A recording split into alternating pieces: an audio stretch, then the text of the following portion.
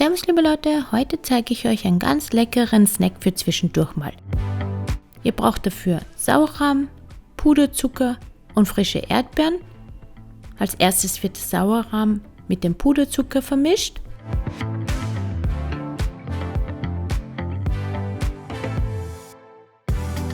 Frisch gewaschene und gewürfelte Erdbeeren dazugeben und alles zusammen verrühren.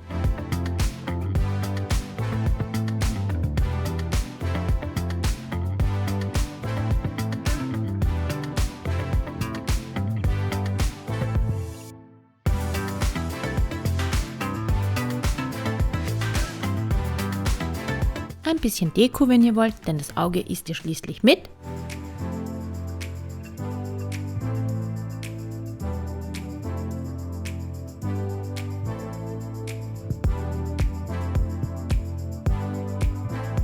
Für 10 Minuten nochmal in den Kühlschrank stellen und dann könnt ihr euren leckeren Snack genießen.